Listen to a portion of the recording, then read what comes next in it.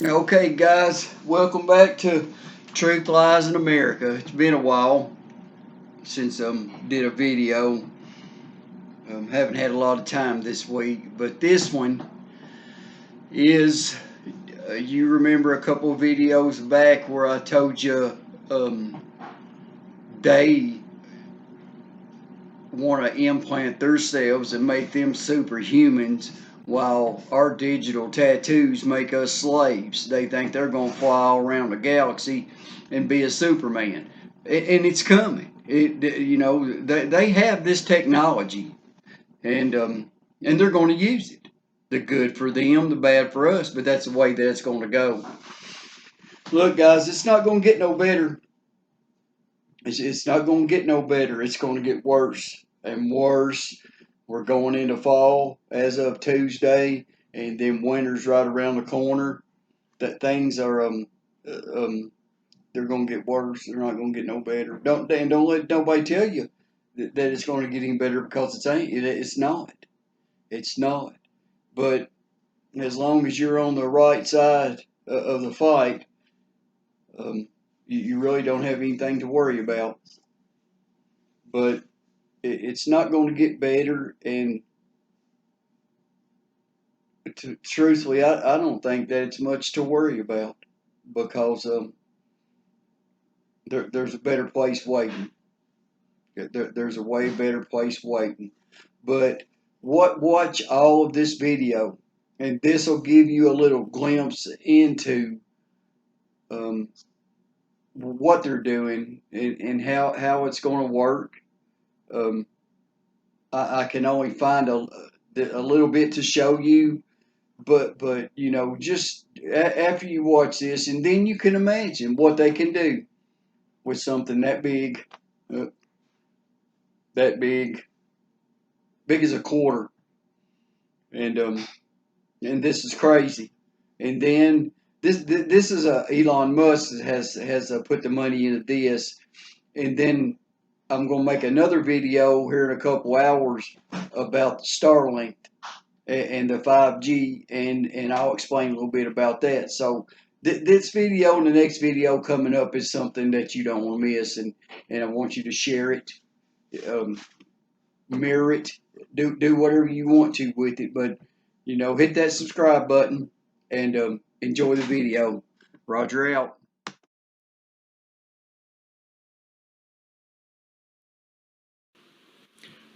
All right, welcome to the Neuralink product demo. I'm really excited to show you what we've got. I think it's going to blow your mind. So current medical research, we'll just go through what is the state of the art in medical research, and then what's the state of the art in what consumers or people in general can get. So the current medical research has shown that you can read neurons in a human's brain. So there's something called the Utah array, which has about 100 channels per array. But it's like, kind of like it's a bed of rigid spikes that's literally inserted with an air hammer. So that's slightly discomforting, I think. And there's wires and a box on your head, and so it's some infection risk. And obviously it will look pretty weird if you're walking around with boxes on your head. And in order to use it, you have to have an expert medical professional there, and it's only been done in a few dozen people. So. But it is served as an important proof of concept that this can be done. So we did want to point this out and show that this actually does work.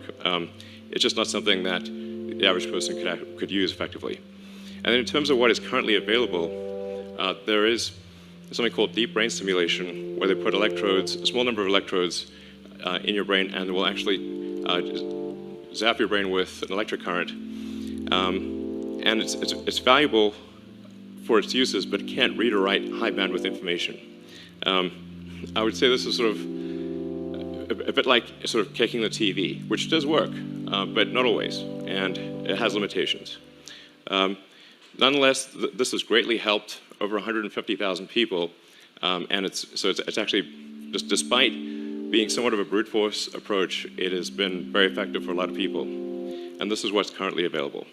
So we want to radically improve this by multiple orders of magnitude, improve it by a factor of 100 then 1,000, then 10,000. So going into the Neuralink architecture, what we've done over the past year is dramatically simplify the device. So about a year ago, we had a device which had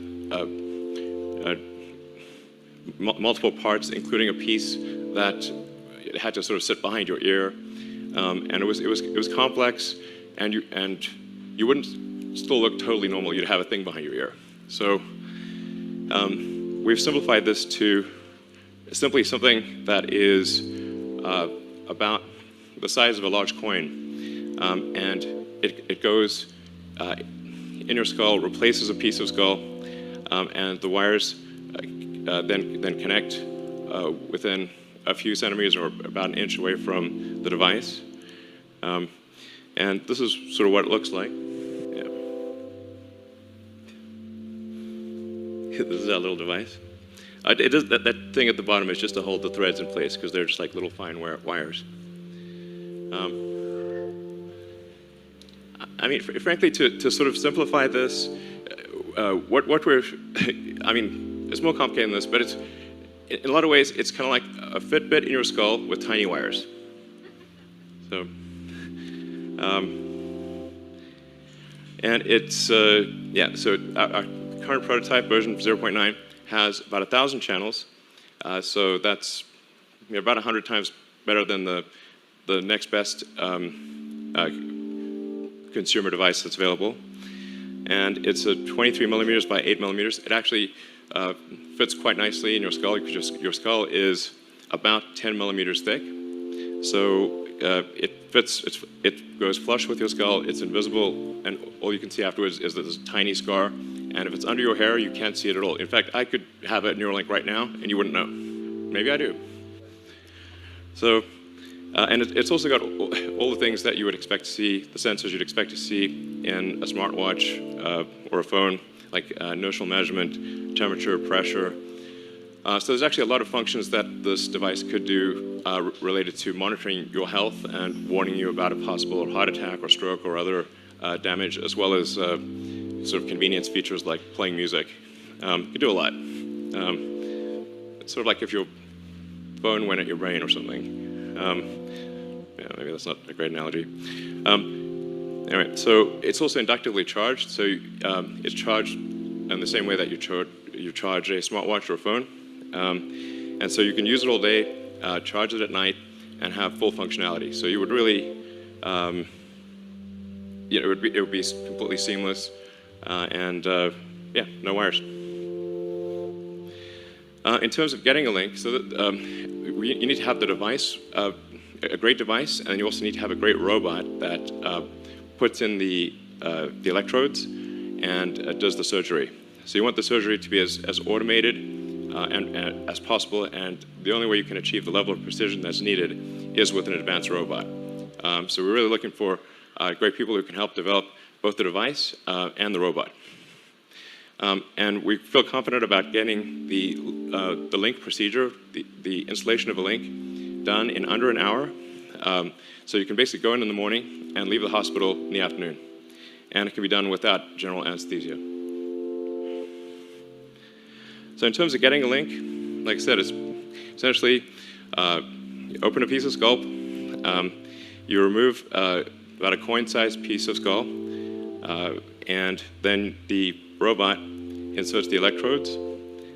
We'll talk more about that later. Then the device replaces the portion of skull that was removed, and we basically close that up with actually super glue, which is how a lot of wounds are closed, and then you can just walk around right afterwards. It's pretty cool.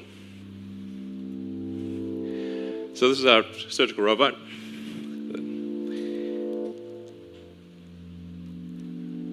And we actually ultimately want this robot to do essentially the entire surgery. So in everything from incision, removing the skull, inserting the electrodes, placing the device, and then closing things up and having you ready to leave. So we want to have a fully automated system. So this shows you at sort of close-up view, which I think is actually not too gruesome, of the electrodes being inserted in the brain.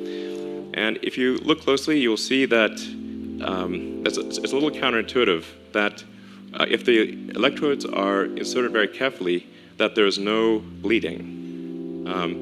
And so if you have very tiny electrodes, and if they're inserted very carefully, so that the robot actually images the brain and makes sure to avoid any veins or arteries, so that the electrodes can be inserted with no noticeable damage. So you will have no noticeable neural damage in inserting the link.